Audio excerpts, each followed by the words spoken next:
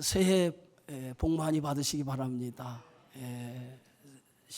신정 우리 1월 1일 날 또 신년 예배를 드려서 우리 함께 새해 인사를 했는데 우리 한국 사람의 설은 구정이래요. 그래서 설날이 이 구정이라고, 그래서 다시 한번 여러분 새해도 하나님의 큰 은혜가 여러분의 가정과 또 여러분의 하시는 모든 일 위에 함께 하시기를 주님의 이름으로 축원합니다. 오늘은 우리 주님의 교회가 세워진 지 40주년 되는 해입니다. 사람의 나이로 하면 40살이면 불혹의 나이라고 하죠. 불혹의 나이. 40년 불혹의 나이, 성인이 됐어요. 40년 동안 지키시고 또 인도해 주신 우리 하나님께 영광을 돌려드리면서요, 또 몸된 교회를 위해서 아낌없이 헌신하신 모든 성도님들의 그런 헌신을 진심으로 감사를 드립니다. 이제 주님의 교회가 이제 40년 이제 불혹의 나이가 되었는데, 새로운 교회의 가치를 가지고 또 비전을 향해 나아갈 수 있도록 우리 성도님들의 많은 기도, 또 지금까지도 많은 헌신이 있었습니다만은 더 많은 헌신을 통해서 새로운 하나님의 놀라운 역사, 하나님의 나라를 또 확장하는 그 일에 우리 모두가 함께하는 귀한 은혜가 있는 우리 주님의 교회가 되어지기를 진심으로 부탁을 드리겠습니다. 모든 영광 우리 하나님 앞에 돌려드리겠습니다. 우리 박수를 한번 들리죠? 고맙습니다. 특별히 오늘 성경의 말씀이, 제가 이제 고린도서를 지난주부터 강의를 시작을 했는데, 이 고린도 교회에 대한 문제를 다루고 있는 말씀이 오늘 본문의 말씀이죠. 이 고린도라고 하는 이 도시는 그리스 아가야라고 하는 지방의 수도가 이 고린도입니다. 지리적으로 보면 상당히 중요한 지리적인 지점에 놓여 있는 곳이 이 고린도라고 하는 지역이에요.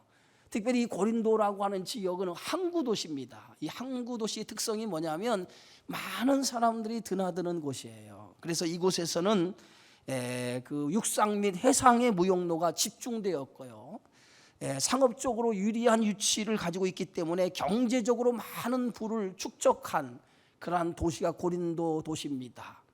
우리나라에서 돈 자랑하지 말라라고 하는 곳이 있죠. 돈 있는 사람은 돈 자랑하면 안 된다라고 하는, 어느 도시인지 아십니까? 어딘지 아세요? 여수, 목포인가 여수, 뭐 이곳에 가서는 돈 자랑하지 말아요. 그런데 이 고린도라고 하는 도시는 많은 사람들이 드나드는 도시이기 때문에 돈이 항상 넘쳐나는 그러한 도시가 이 고린도라고 하는 도시입니다. 이 다민족, 여러 민족의 사람들이 이곳에 모여들어서 살고 있기 때문에 각각의 우상도 참 많았고요, 아울러 이방 신전이 세워져서 우상 숭배가 많은 도시가 이 고린도라고 하는 도시입니다. 그리고 생활은 돈이 넘치다 보니까 자연히 사치가 많았고, 그리고 윤리적으로는 상당히 방탕한, 성적으로 문란한 도시가 바로 이 고린도라고 하는 도시였습니다. 이 사도 바울은 아덴이라고 하는 철학의 도시, 그리스 아테네를 떠나서 우상의 도시인 이 고린도 항구 도시에 이제 도착을 해서 이곳에 머무는 동안에 아주 귀한 사람을 만나게 되어지죠. 그 아굴라와 브리스길라라고 하는 평생의 동역자가 되어지는 아주 믿음 좋은 사람을 만나서 그 아굴라와 브리스길라를 통해서 평생의 사역자로서 하나님의 거룩한 일을 감당하는 놀라운 축복을 그가 선물로 받게 되어졌던 것을 봅니다. 이 사도 바울은 이 고린도라고 하는 도시에 1년 6개월 동안 머물게 되어지는데, 그 1년 6개월 동안 그곳에 머물면서 복음을 전하게 되어지고, 그 복음을 통해서 많은 사람들이 그리스도를 영접하게 되어지죠. 그 결과 디도 유스도라고 하는 유대교 회당장이 예수를 믿게 되어지고, 그리스도보라고 하는 가족이 온전히 주님을 영접하여 그리스도인이 되어지는, 그래서 그들을 중심으로 이 고린도 교회가 탄생이 됩니다.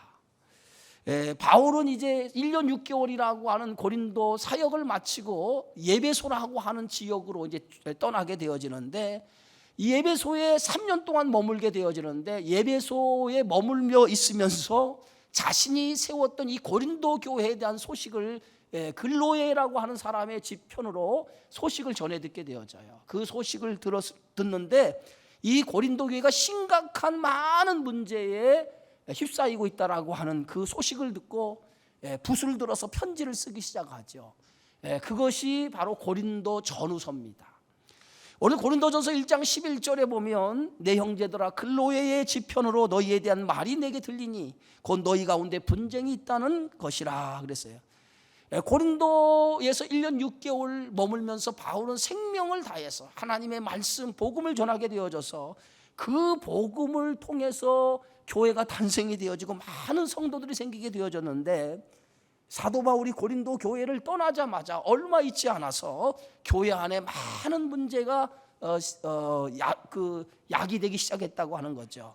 교회 안에 파당의 문제, 우상의 문제, 간음의 문제, 성도 상호 간의 소송의 문제, 결혼 문제, 은사 문제, 다양한 문제들이 고린도 교회 안에 이제 파생이 됩니다.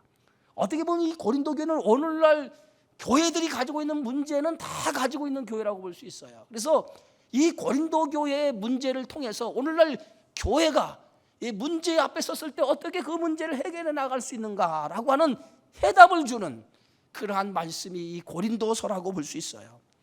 그 중에서 이 고린도 교회의 가장 심각한 문제가 어떤 문제냐면 교회 안에 여러 파벌이 교회 안에 생겨서 그 파벌로 인해서 교회가 분열이 생기기 시작했다는 거예요. 그것이 고린도 교회의 가장 심각한 문제 가운데 하나입니다. 그래서 우리 고린도전서 1장 12절에 오늘 성경은 이렇게 말하죠. 내가 이것을 말하거니와 너희가 각각 나는 바울에게, 나는 아볼로에게, 나는 게바에게, 나는 그리스도에게 속한 자라 한다는 것이니 라고 말하고 있습니다. 고린도 교회 안에 여러 파벌이 형성이 되었는데 그 중에 대표적인 파벌이 4개의 파벌로 교회 안에 형성이 되어 있다는 거예요. 첫째가 바울파, 또 하나는 이제 그 아볼로라고 하는 파, 그리고 게바라고 하는 파, 그리고 그리스도파라고 하는 4개의 파벌이 교회 안에 형성이 돼서 그 파벌이 교회 안에 심각한 분쟁을 일으키는 그러한 요소가 되어졌다라고 말하고 있습니다. 이 바울파, 제일 먼저 바울파라고 하는 이 바울파는 이 바울이 고린도에 들어가서 제일 먼저 교회를 세웠죠. 교회를 세운 개척자라고 볼 수 있어요. 그래서 이 바울파라고 하는 사람들은 바울에게 복음을 전해 듣고 그 교회에 처음부터 고린도 교회를 시작한 사람들이 중심이 된 파가 이 바울파입니다. 어떻게 보면 교회의 창립 멤버라고 할 수 있을 것 같아요. 그런데 이 교회 창립 멤버라고 하는 이들이 교회의 주류들인데 이 주류들이 우리가 교회를 시작을 해서 우리 중심으로 교회가 시작이 되었는데 라고 하는 이 기득권이 상당한 그러한 모양으로 저들이 발전을 해서 교회 안에 그 기득권 세력이 똘똘 뭉쳐가지고 다른 사람들이 들어오는 것을 굉장히 그들이 방해하고 교회 안에 많은 문제를 야기하는 그러한 파가 이 바울파라고 하는 거죠.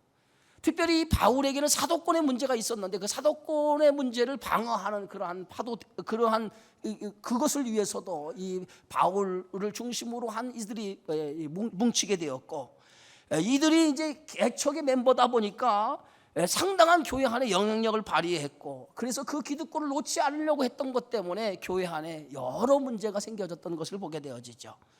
두 번째, 이제 이 고린도 교회에는 이 아볼로파라고 하는 파가 있어요.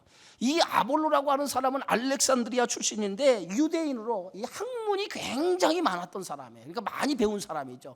그리고 당시에 헬라 철학에 아주 능통한 사람이고, 수사학에, 헬라 철학하면 수사학이 굉장히 발달하잖아요. 그래서 이 아볼로라고 하는 사람은 말 재주가 좋았어요. 말을 기가 막히게 잘해요. 웅변가였어요.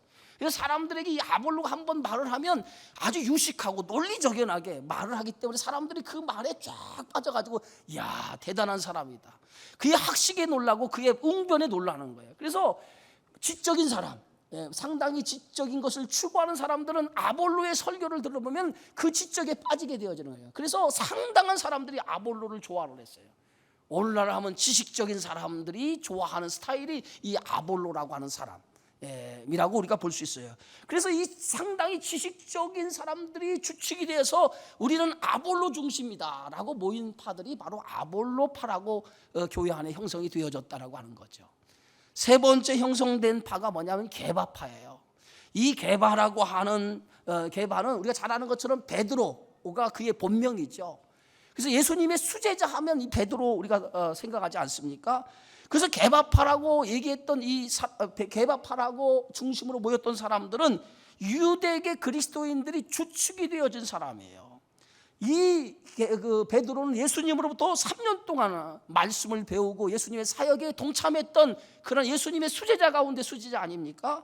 그래서 이 게바파라고 하는 사람들은 우리는 신앙의 정통을 고수하는 사람들이다, 이렇게 생각을 했어요. 신앙 정통파라고 하죠.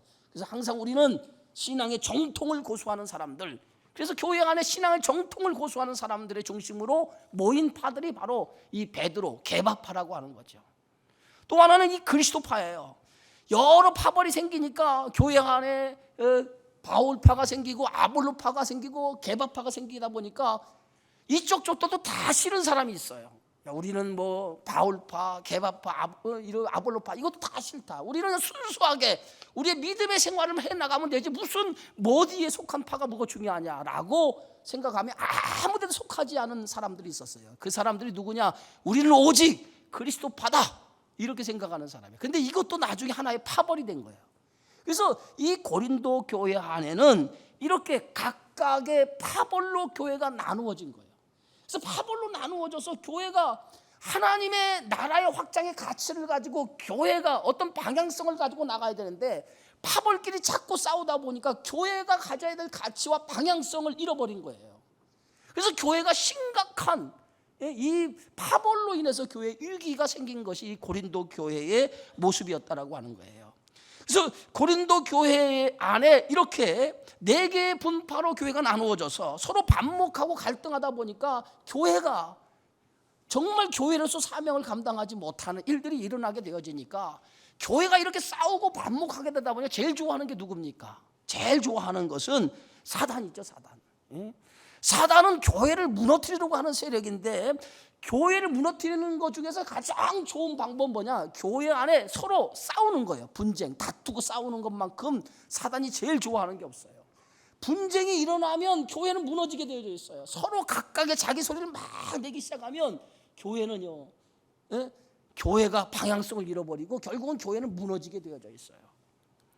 그래서 사도 바울은 이러한 그 고린도 교회가 가지고 있는 심각한 문제를 전해 듣고 그 문제를 해결하기 위해서 해결의 답으로 오늘 고린도전서 1장 13절 15절에 이렇게 사도 바울이 고린도 교회 성도들에게 이렇게 외치고 있어요. 오늘 성경의 말씀, 그리스도께서 어찌 나누었느냐?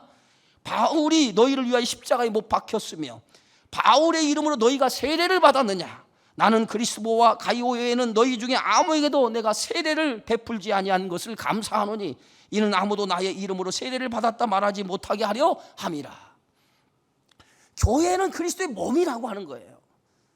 그래서 교회 안에 있는 성도는 그리스도의 몸의 지체라고 하는 것이죠. 그래서 바울은 이 지체와 몸은 하나라는 거예요. 하나. 몸과 지체가 따로 존재할 수 없는 것처럼 몸이 없는 지체는 있을 수 없고 지체 없는 몸은 있을 수 없다라고 하는 것이죠. 그래서 몸과 지체는 불가분한 관계인데 교회 안에 모든 지체, 아볼로파나 게바파나 그리스도파나 이 모든 파들은 다 교회 안에 하나의 지체로서 존재하는데 이 지체가 무엇을 위해 존재하느냐?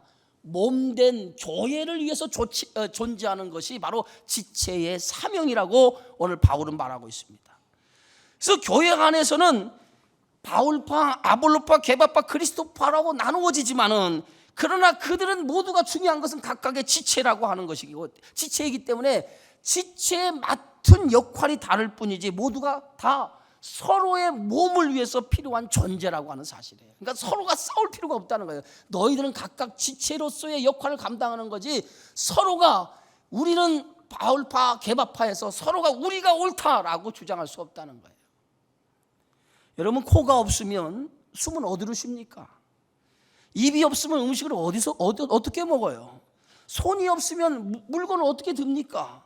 예? 다리가 없으면 한 걸음도 움직일 수 없잖아요. 그런데 이 모든 몸의 안에 붙어있는 지체는 이 몸을 위해서 존재하는 거예요. 지체에 각각의 사명이 있는 건지 그 사명은 다 뭐예요? 몸을 위해서 존재하는 건데 그 고린도 교회는 이 지체가 서로 싸우다 보니까 이 그리스도의 몸인 이 몸이 건강하지 못한 교회가 되어지고 말았다고 하는 겁니다.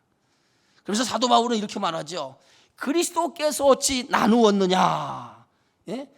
그리스도께서 어찌 나누었느냐? 이 말이 뭡니까? 교회 안의 모든 지체는 그리스도의 몸이라고 하는 것을 강조하고 있습니다.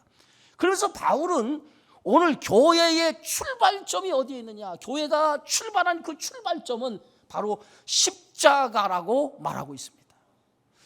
교회 안에 있는 모든 성도는 그리스도의 십자가 은혜 아래서 하나가 된 거예요. 십자가가 아니면 그리스도의 십자가의 피가 아니었다면 우리는 하나님의 교회의 성도로 부르심을 받을 수가 없어요.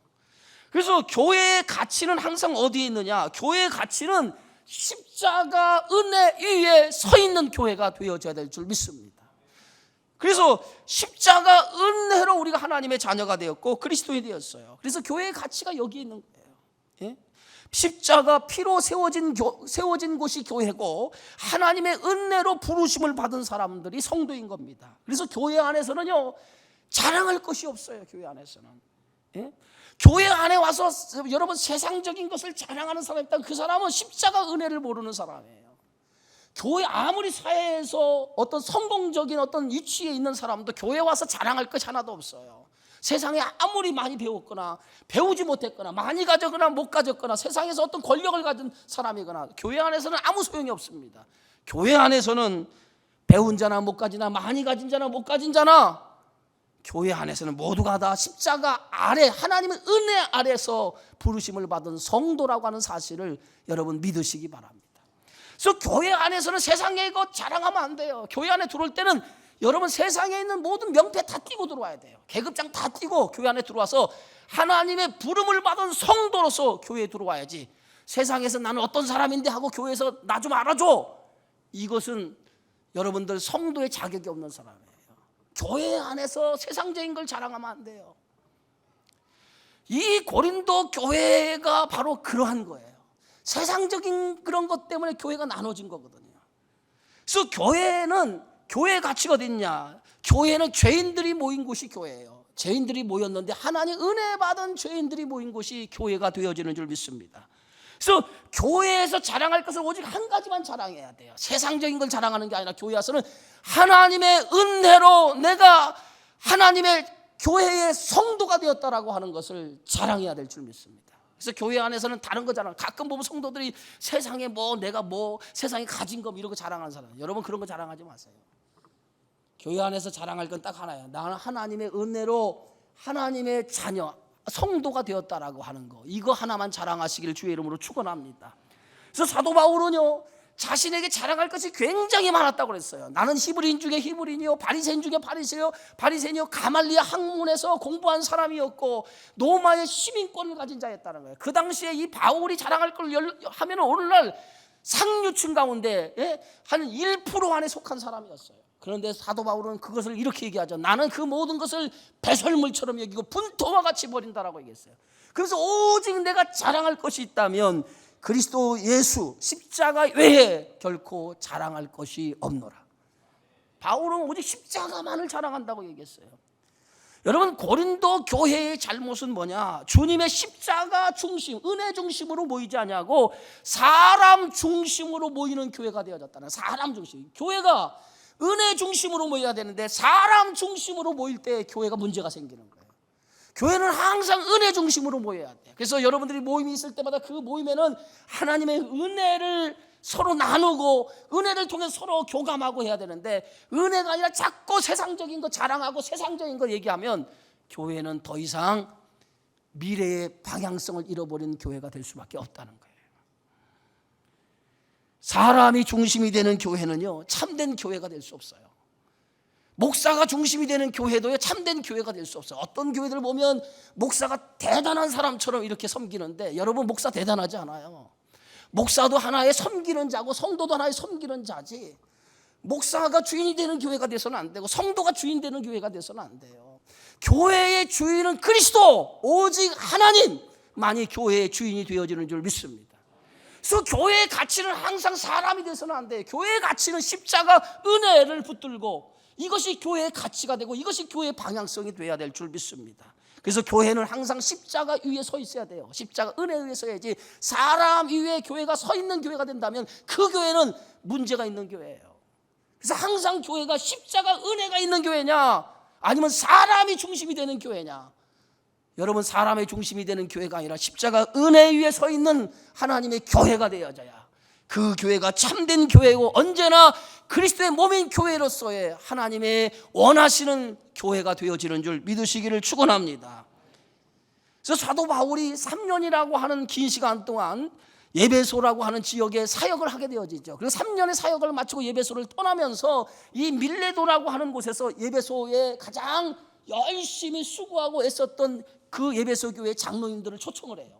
그 초청을 해서 그곳에다가 아주 간절하게 그 예배소 교회 지도자에게 부탁하는 장면의 말씀이 사도행전 20장에 기록되어져 있어요. 그 20장에 보면 이렇게 사도 바울이 그 장로들이 부탁하는 말씀을 볼 수 있어요. 여러분을 자기를 위하여 또는 온 양떼를 위하여 삼가라. 성령이 그들 가운데 여러분을 감독자로 삼고 하나님이 자기 피로 사신 교회를 보살피게 하셨느니라. 내가 떠난 후에 살아온 이리가 여러분에게 들어와서 그 양떼를 아끼지 아니하며 또한 여러분 중에서도 제자들을 끌어 자기를 따르게 하려고 어그러진 말을 하는 사람들이 일어날 줄을 내가 아노라. 그러므로 여러분이 일깨어 내가 3년이나 밤낮 쉬지 않고 눈물로 각 사람을 훈계하던 것을 기억하라. 지금은 여러분을 주함이 그 은혜의 말씀에 부탁하노니 그 말씀이 여러분을 등이 든든히 세우사 거룩하게 하심을 입은 모든 자 가운데 기업이 있게 하시리라.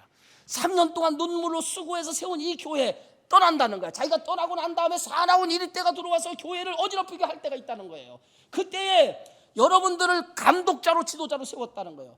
그때에 감독자로 지도자로 세운 여러분들이 이 교회가 어떻게 세워졌는지, 어떻게 이 교회가 지금까지 존재했는지를 기억하고 이 교회를 사도 바울이 부탁하면서 뭐라고 부탁하냐면 주와 은혜의 말씀 앞에 이 교회를 부탁합니다 라고 부탁했어요. 만약에 사도 바울이 그 장로님들을 불러놓고 내가 이 교회를 장로님들에게 부탁합니다 라고 얘기했다면 그건 인간 위에 부탁한 거예요. 그런데 사도 바울은 사람에게 부탁하지 않았어요. 이 교회를 주와 하나님의 말씀으로 이 교회를 부탁합니다. 아멘. 교회가 가져야 될 가치는 어디 있습니까? 그리스도가 이 교회의 주인이고 이 교회는 하나님의 말씀이 중심이 되는 교회가 되어야 될 줄 믿습니다. 그래서 언제나 이 교회가 가져야 될 가치는 그리스도요, 하나님의 말씀이 교회가 가져야 될 가치가 되어지는 줄 믿어요. 그래서 이 교회는요, 사람이 드러나서는 안 돼요. 제가 드러나서도 안 되고 우리 장로님들이 드러나서도 안 돼요. 우리는 섬기는 자로서 오직 십자가의 은혜만 증거돼야 되고요, 오직 하나님의 말씀만 증거돼야지 이 개인 제가 드러나서도 안 되고 우리 장로님들 교회 생활 오래 해가지고 장로님이 되었던 우리 장로님들이 이 교회의 주인이라고 드러내서는 안 돼요.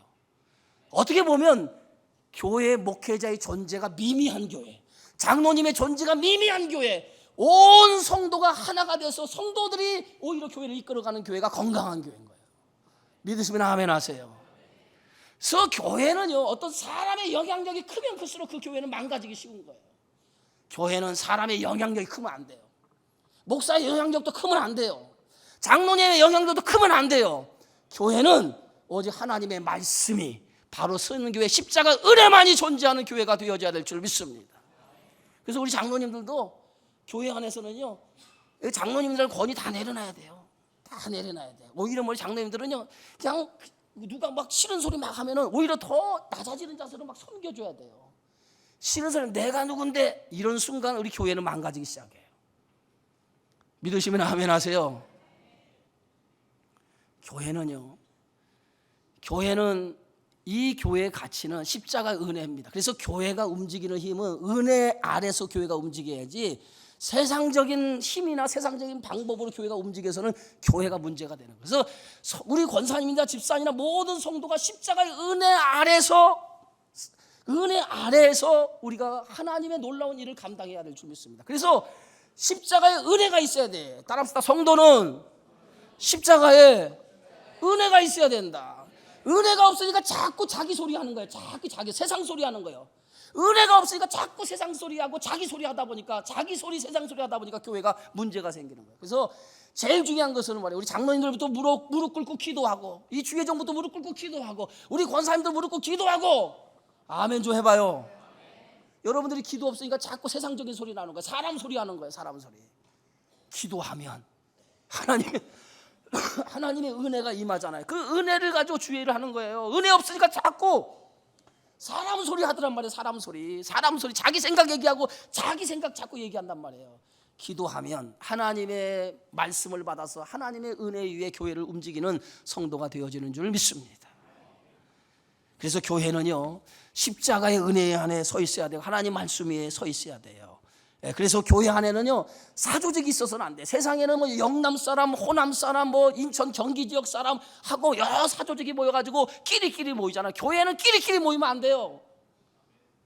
교회가 사조직이 있으면 안 됩니다. 교회는요, 십자가의 은혜 아래서 모든 성도가 모여야지, 사조직이 우리끼리 모이자 끼리끼리 하다, 이건 안 되는 거예요. 이거는 교회가 문제의 발단을 제공하는 거예요.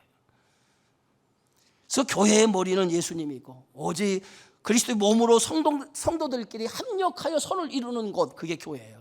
가끔 교회를 하다 보면 서로 경쟁을 하게 돼. 막 누가 잘했니 막 경쟁을 하기 시작하는데, 교회는요, 경쟁하는 곳이 아닙니다. 세상은 경쟁하는 곳이에요. 경쟁해서 그 경쟁을 통해서 뭐 승진도 하고 그러는데, 교회는 절대로 경쟁하는 게 아니에요. 경쟁하는 곳이 아니라 교회는 협력하는 곳이 교회예요.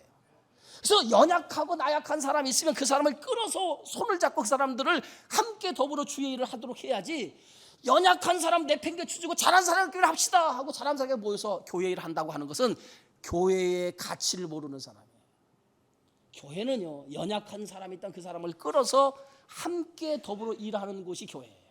그래서 누가 잘했느냐라고 경쟁하다 보면 교회는 망가지기 쉬워요. 교회는 누가 잘하는 게 좋은 게 아니에요. 못하는 사람과 잘하는 사람이 서로 힘을 합쳐서 하나님의 일을 해나가는 곳이 교회예요. 그래서 교회는 어떤 성과를 이루는 게 목적이 아니에요. 우리는 자꾸 세상 사람들은 어떤 성공주의, 성과주의를 나가려고 그래. 그래서 성과가 있어야 잘하는 거라고 생각하는데, 아닙니다. 교회는 성과가 중요한 게 아니에요. 서로 연약하고 잘하는 사람끼리 서로 합력에다가 그 합력하는 일 가운데 서로 하나님의 일을 하는 이 과정이 중요한 거지, 결과가 중요한 거 아니에요.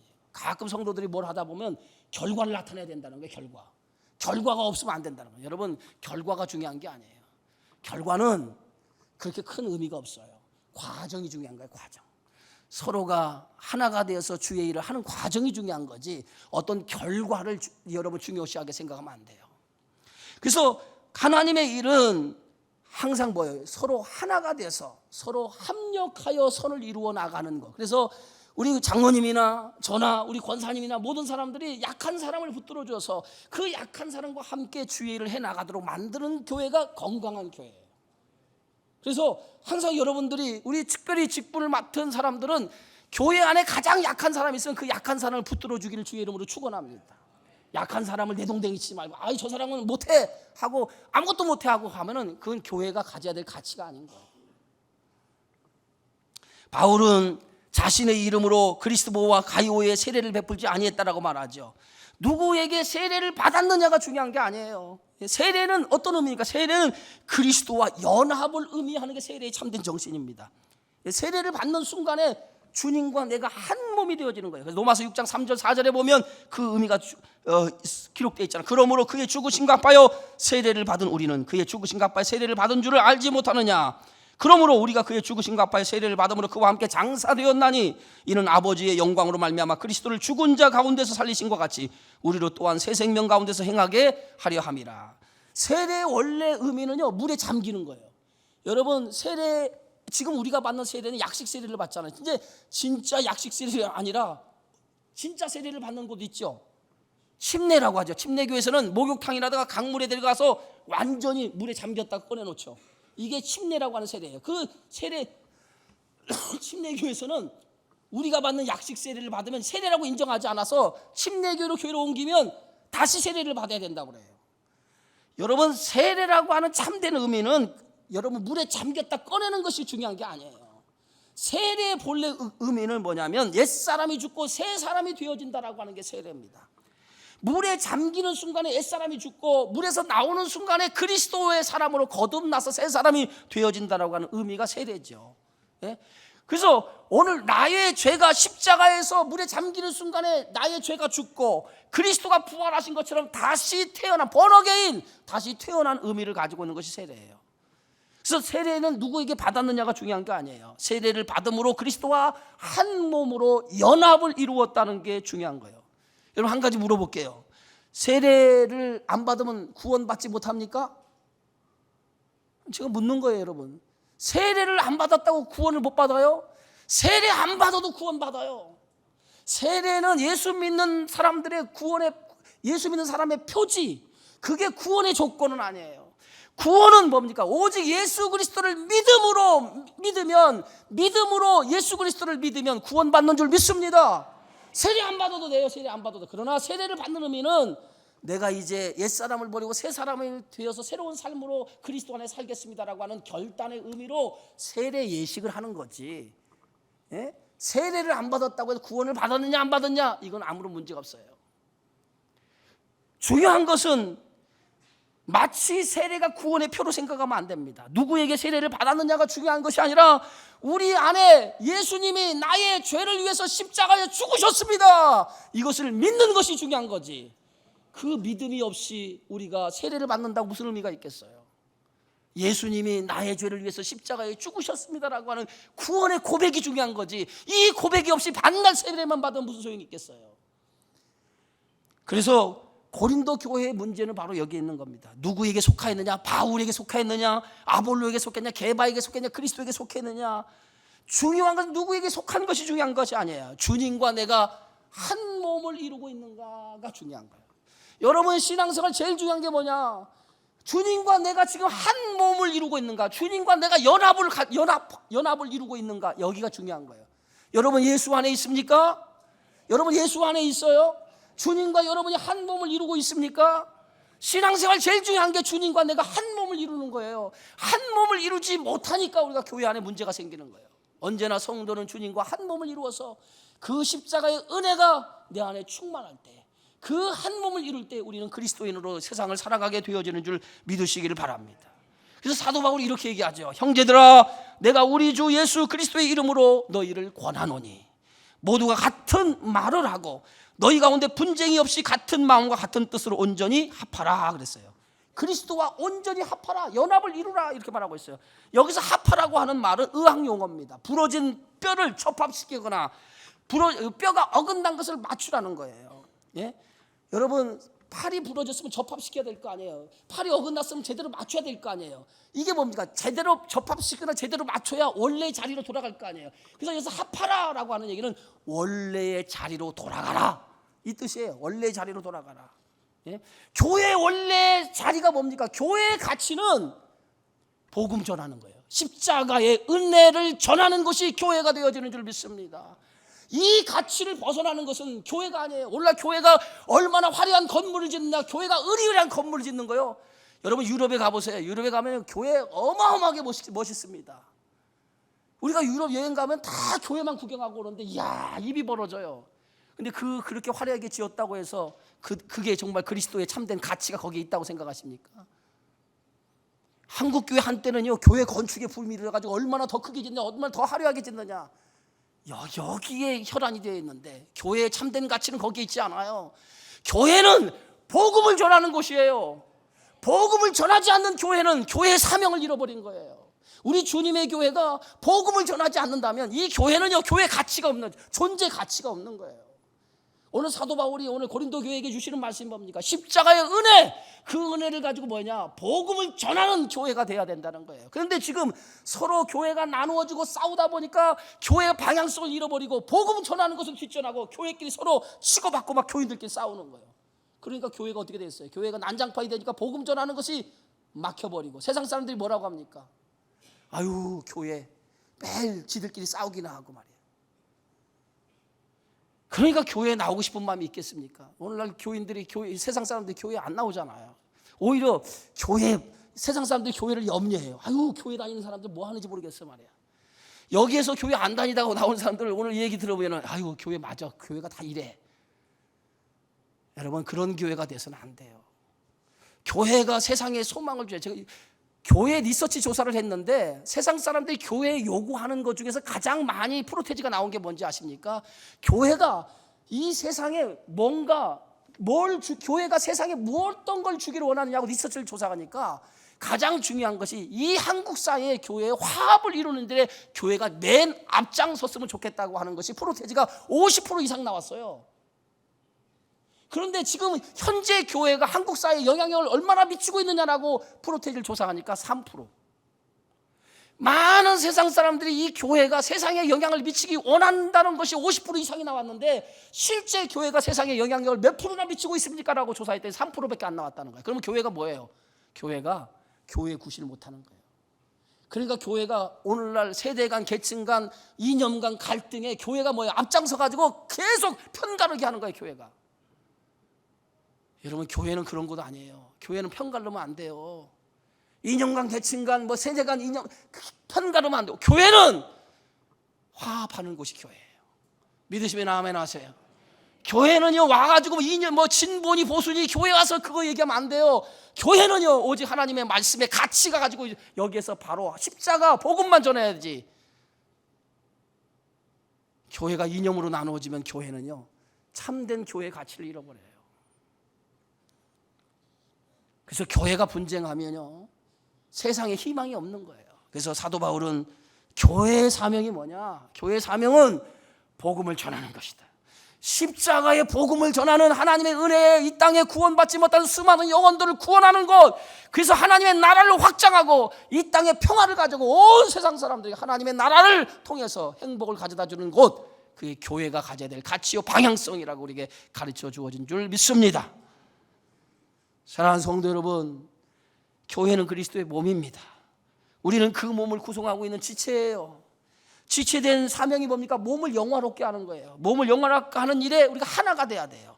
각자 맡겨진 일에 열심히 하나가 되어야죠. 자기 자랑하지 말고 자기가 맡겨진 일에 최선을 다하세요. 귀는 귀의 역할, 입은 입의 역할, 코는 코의 역할, 손은 손의 역할, 발은 발의 역할, 자기 각자의 맡은 일을 성실히 하면 몸이 건강해지는 줄 믿으시기 바랍니다. 또 하나, 서로의 다름을 인정하세요. 귀가 맡은 역할, 코가 맡은 역할 다 달라요. 너는 왜 그따위니? 라고 얘기하지 말고, 작은 일을 하는 사람은 작은 일을 하는 만큼 인정해주고, 큰 일을 하면 큰 일을 만큼 인정해주고, 잘하면 격려하고 박수치고, 못하는 사람은 끌어서 함께 일할 수 있도록 만들어주는 곳, 그게 교회가 가져야 될 가치가 되어지는 줄 믿습니다. 그래서 오늘 성경의 말씀에 오직 그리스도의 복음이 전파되는 일에 말과 뜻과 마음이 하나가 되라, 온전히 합하라. 그래서 하나님 영광을 돌리는 교회가 되라고 우리에게 가르치고 있습니다. 우리 주님의 교회가 정말 여러분의 말과 뜻과 생각이 복음을 위해서 하나가 되어서 그 뜻 가운데 하나님의 영광을 위해서, 하나님 나라 확장을 위해서, 모든 세상 사람들에게 희망을 주는 주님의 교회가 되기 위해서 우리 모두가 협력하고 힘쓰는 그러한 교회가 되어지기를 주의 이름으로 축원합니다. 기도하겠습니다. 아버지 하나님, 고맙습니다. 오늘 우리가 창립 40주년을 맞이해서 특별히 우리 고린도 교회의 모습을 통해서 우리 자신을, 우리 교회를 돌아볼 수 있도록 은혜 베풀어 주심을 감사합니다. 교회가 가져야 될 가치, 방향성이 어디 있는지를 바로 깨닫게 하여 주셔서 이 교회가 앞으로 하나님의 나라 확장과 하나님이 원하시는 교회의 참된 모습을 가지고 세상의 빛과 소금이 되는 교회로 성장해 나갈 수 있도록 축복하여 주시옵소서. 예수님의 이름으로 감사하며 간절히 기도하옵나이다. 아멘.